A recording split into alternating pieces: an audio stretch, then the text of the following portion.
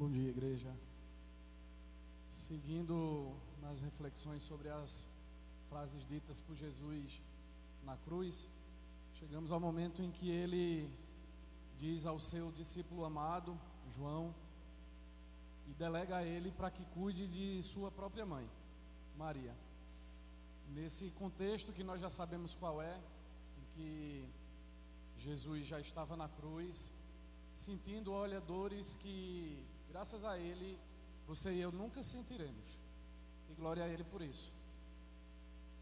Ele que poucos dias antes, naquele mesmo ambiente, havia sido aclamado, ouvindo as pessoas bradarem Hosana nas alturas, as pessoas tentarem tocar nele, as pessoas pedirem a Ele uma cura, um milagre. E as mesmas pessoas agora gritavam para que ele fosse crucificado, o cuspiam, o apedrejavam. Ele foi abandonado por 11 dos 12 discípulos que o acompanhavam regularmente. E olha que aos pés da cruz apenas 2 pessoas que caminharam com ele ficaram até esse momento: o próprio João e Maria, sua própria mãe. Sabe, porque a cruz ela nos revela também quem que seguiu por conveniência, quem que esteve com Jesus enquanto ele podia operar uma cura, um milagre, fazer um aleijado andar, um cego enxergar.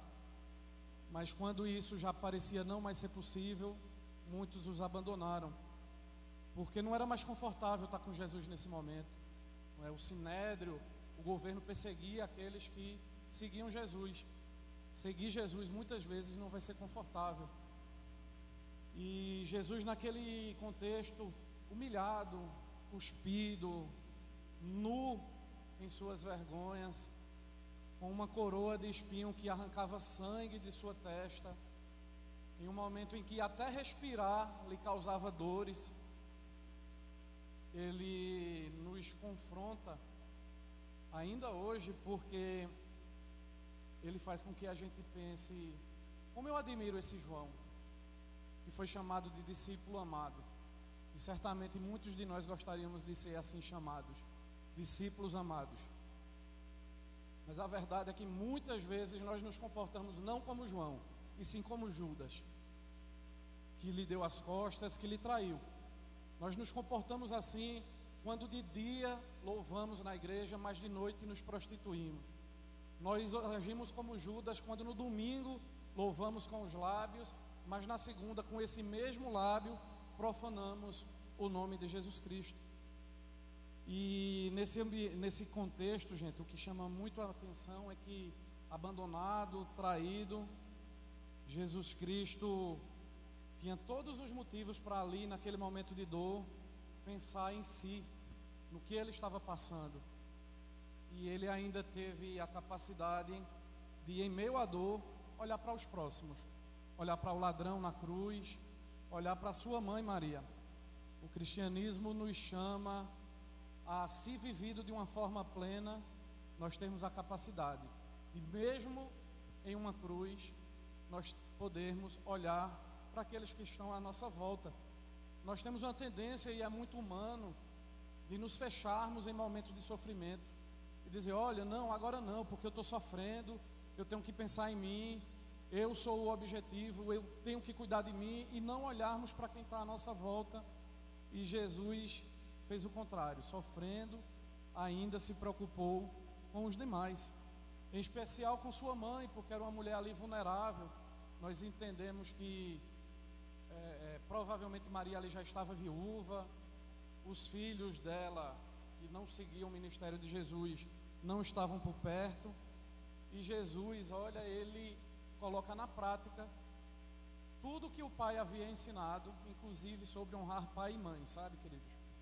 E nós vivemos em um momento, isso na história sempre foi assim, muitas pessoas que tiveram problemas nos relacionamentos com seus pais, e que às vezes, quando se deparam com esse texto, pensam: olha, mas é muito fácil honrar a sua mãe quando você teve uma mãe como Maria, digna, fiel, que esteve com você aos pés da sua cruz, no seu momento de sofrimento.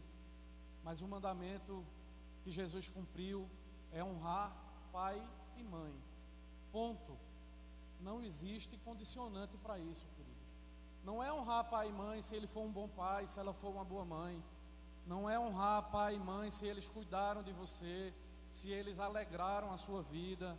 É honrar pai e mãe, apesar de todas as falhas que eles possam ter tido como seu pai ou como sua mãe. E Jesus escolhe alguém muito especial para essa tarefa, porque a quem você escolheria a tarefa de cuidar de sua mãe, de seus filhos, na sua ausência, sabe? Jesus delega isso ao seu discípulo amado, João, e eu reflito a quem Jesus, entre nós, delegaria uma função tão especial. Será que Jesus pode contar comigo, pode contar com vocês para cuidar daqueles por quem ele morreu? Porque, olha, não existe um plano B. Aliás, poderia ter existido, mas aprove ao Senhor. Ele poderia ter mandado um anjo para cuidar de Maria, como mandou para anunciar a gravidez. Ele poderia ter arrebatado Maria ao céu naquele momento, mas ele escolheu um discípulo seu para cuidar de Maria. Ele escolheu pessoas para cuidarem de pessoas. E a história nos revela, a tradição da igreja, que João não só ouviu, queridos, João obedeceu esse pedido de Jesus. Porque, olha, muitos de nós temos ouvido o chamado de Jesus para a nossa vida. Muitos de nós temos ouvido Jesus dizendo: abandona teu vício, abandona a prostituição, a promiscuidade, abandona essa vida de pecados. Mas poucos temos conseguido obedecer. E João obedeceu o chamado de Jesus. Entende-se que ele cuidou lá na cidade de Éfeso, onde cuidou da igreja e esteve com Maria até o fim da vida dela. E naquele momento ali aos pés da cruz, a gente pode perceber que surgiu uma família, surgiu uma igreja. Nós costumamos entender que a igreja surgiu lá em Atos, mas já é possível ver aqui aos pés da cruz onde Jesus estava o surgimento de uma família. Talvez não unida por sangue que corre em nossas veias, mas unida por um propósito, por um vínculo que é muito maior do que o nosso sangue, porque a família que surgiu ali entre João e Maria é unida por um sangue muito mais poderoso, que é o sangue de Jesus Cristo, nosso Senhor.